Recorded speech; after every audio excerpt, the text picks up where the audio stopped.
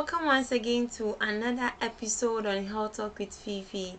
My name is Ajua Duma and sir, thank you for staying with us on this channel. If today is your first time on the channel, make sure you subscribe and turn on your post notification button. Follow us on all social media platforms at Health Talk with Fifi. At Health Talk with Fifi. Now today we are looking at the risks in skin bleaching. Risks in skin bleaching. You know, skin bleaching poses a lot of risks on one's health or on the skin and can even cause a potential damage. If today is your first time and you want to see more of our videos, make sure you subscribe to our channel. Subscribe to our channel at Health Talk with Fifi on YouTube, and also follow us on all social media platforms. Okay, so we are looking at the risks in skin bleaching. So you know, skin bleaching poses several risks to one's health, as I mentioned earlier on. So you're looking at some potential damages that skin bleaching can pose to our health.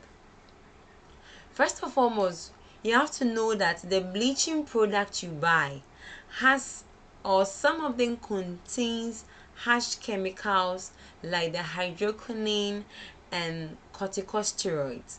So when you have these harsh chemicals or substances in your pomade that you use, it can lead to irritation. So long term of using products which contains hydroquinone and corticosteroids can lead to irritation, redness, or even permanent scar. So you can realize that people that bleach, when you see a person who is bleaching, you would know some has red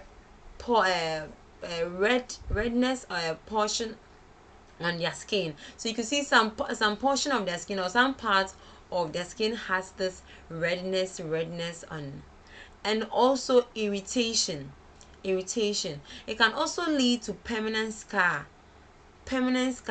Example, acne on the faces, the black spots, sometimes on our ankle, on our legs, elbow, all can be as a result of using these bleaching creams or bleaching products or substances for a very long time. Also, prolonged use of these chemicals or these substances may result in the thinning of the skin. So a time will come the skin will lose its thickness. So it will be very thin, the layer will be very thin, and would increase its vulnerability to UV radiation. And also the thinning of the skin will raises its risk of the sunburn and also skin cancers. So when you use these substances for a very long time, you make the skin thinner, very thin, and also increases its vulnerability to UV radiation, as well as raises its risk of having sunburn and also skin cancers as well. Okay, so one last effect I will talk about on the risks of skin bleaching is diabetes mellitus. So I mentioned earlier on that some bleaching products contains corticosteroids and hydroquinone. So these two substance or chemical in our bleaching product sometimes affect glucose metabolism, and there are other hormones like glucocorticoids which also affect blood glucose homeostasis. So cortisol stimulates hepatic gluconeogenesis and inhibits glucose metabolism in peripheral tissues. So when the longer you use these products, you know the skin has pores or small holes in on it. You know the skin is the largest organ, have small holes, of which one will ask where that sweat comes from. It comes from these small holes. Okay, so continuous use of these products will stimulate a process called gluconeogenesis. So gluconeogenesis, it is whereby glucose is synthesized from non-carbohydrate substance or product. You know, the end product of carbohydrates is glucose. So when glucose is being synthesized from non-carbohydrate substance, is what we call gluconeogenesis. So when you keep on using these products, cortisol will be activated, and there will be hepatic gluconeogenesis. So you end up having excess glucose in your blood.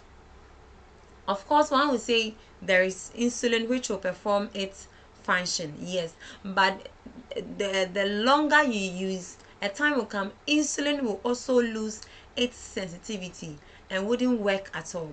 That is where you have excess blood in your excess glucose, sorry, you have excess glucose in your blood, leading to diabetes mellitus. So one should be very careful on the kind of skin product or bleaching creams or body creams that we use or we buy them all the time.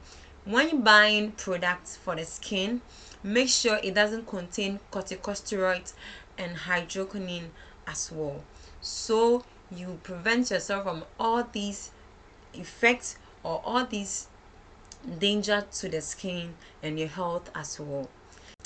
Thank you so much for staying with us on today's episode on skin, the risks in skin bleaching, and I hope you've learned a new thing, diabetes mellitus, as a result of skin bleaching by these hormones that we learned from.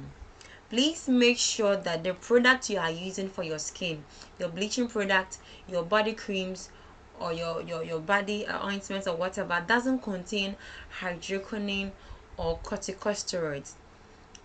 Yes. So in order not to put your skin or your health at risk or danger someday, because prolonged use of these products with these contents might put you at risk of having DM and other skin damages like skin cancers and your skin being so vulnerable to UV radiation. Thank you so much for staying with us once again on today's episode. This has been Health Talk with Fifi. My name is Ajwa Duma Ansa. Make sure you follow us on all social media at Health Talk with Fifi and subscribe to our channel on YouTube at Health Talk with Fifi. See you next time. Bye.